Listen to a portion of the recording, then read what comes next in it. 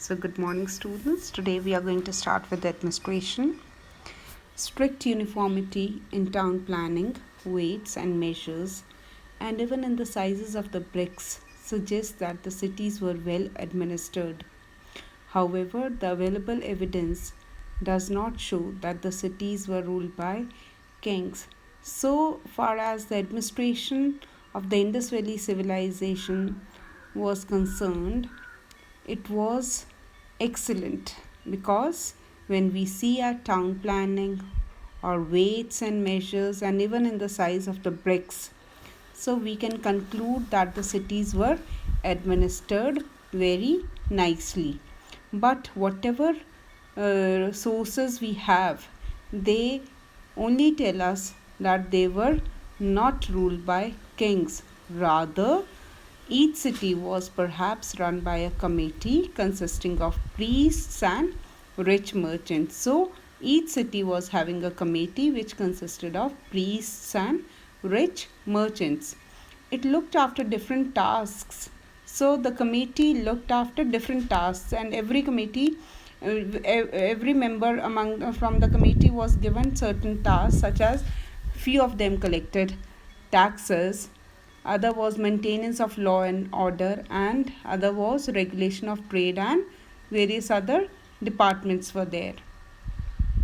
Society probably consisted of three social groups. So the society was divided into three groups.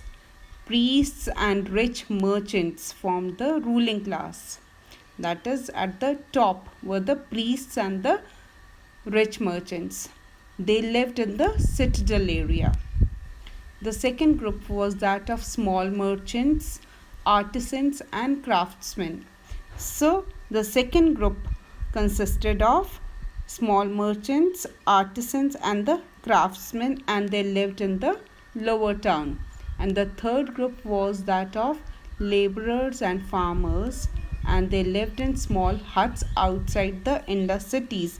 So third group was of laborers and farmers, and they lived in small huts, that too outside the Indus cities. So the next is food. Wheat and barley were the main crops. They were used to make bread. Oil was extracted from mustard. Nowadays also we extract mustard oil from mustard seeds. Evidence from Lothal suggests that rice was cultivated. So when we go back and when we see that the evidences from Lothal dockyard, they suggest that people even cultivated rice. People ate meat, fish, eggs, milk, fruits and vegetables. The next is dress. The discovery of clay spindles suggests that people were familiar with spinning and weaving. So clay spindles is, what are clay spindles? It is given at the back. It is a thin pointed rod used for spinning wool into thread by hands. So when the clay spindles were discovered, people could conclude that the Indus people were familiar with spinning and weaving. This has led historians to conclude that people even wore clothes made of cotton. So when clay spindles were there, they were spinning and weaving. So people also wore clothes which were especially made of cotton, and people also wore woolen clothes. Men wore a garment similar to dhoti, and women wore short skirts which were held at the waist with a girdle. Girdle means a cord fastened around the waist to keep clothes in position. Like you have your skirts and your pants where you put your belts, that particular part is called the girdle. Shawls formed the upper garment, and the shawls, they formed the upper part of the garment. Ornaments. Both men and women wore ornaments. Men wore amulets, amulets are? They are an object generally worn on the arm or neck to protect oneself from evil. We also call it in Hindi tabiz.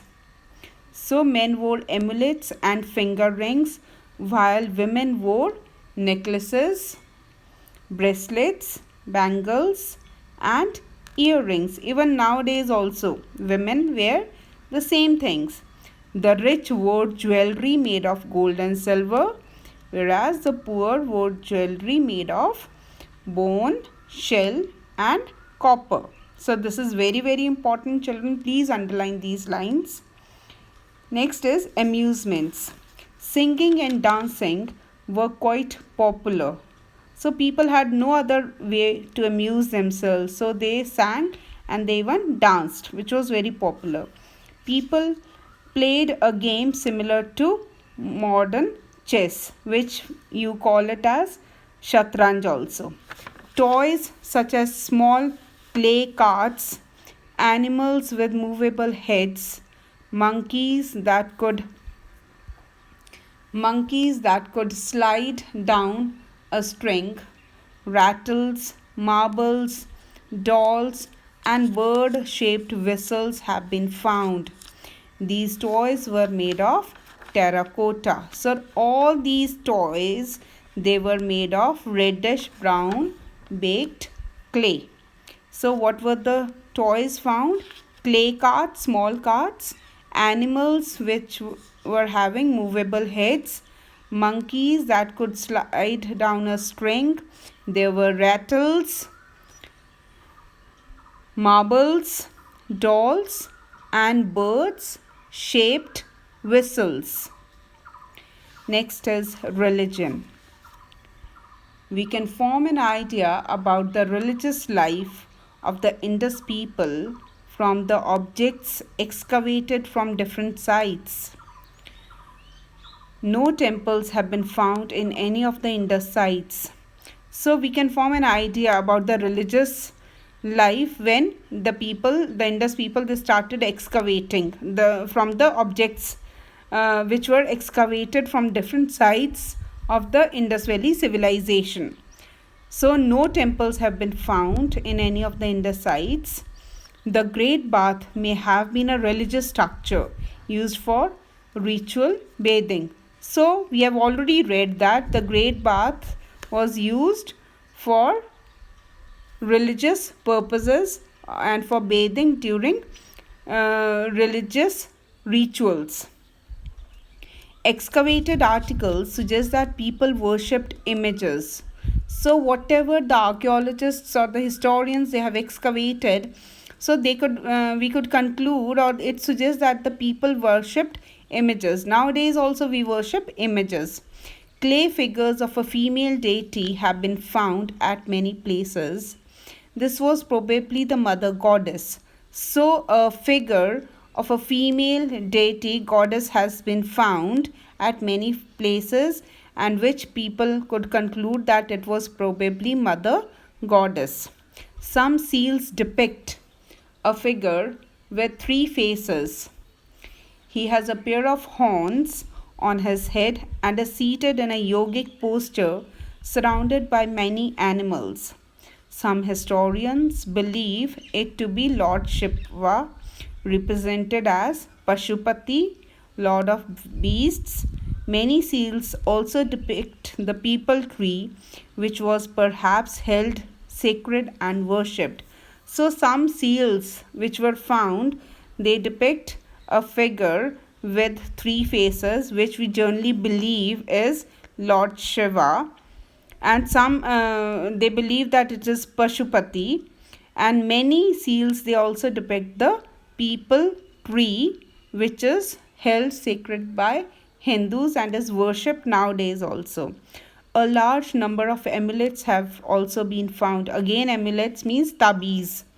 So a large number of amulets have been found at various sites. It suggests that people believed in evil spirits. So what does it suggest? That people were scared of evil spirits, and so they wore those amulets to ward off the spirits, evil spirits. Some excavated graves contained articles such as pottery and jewelry. So when the graves they were dug, so what was found? There were articles such as pottery and jewelry, which suggested that people believed in life after death. So they had put those articles and that pottery and jewelry inside the graves because people believed that the person might need in his next life, so the person should not have any problem. So they used to put those things inside the grave. The next is occupation. The Harappans followed different occupations. There were farmers, weavers, potters, jewelers, metal workers, toy makers, stone cutters, seal cutters, bead makers, board makers, masons, and traders. So masons are mistri, which we call it them in Hindi, and traders. So these all were the occupations. So at least you should learn 4 to 5 occupations from all these. The next is agriculture that I'll be taking up in the next class.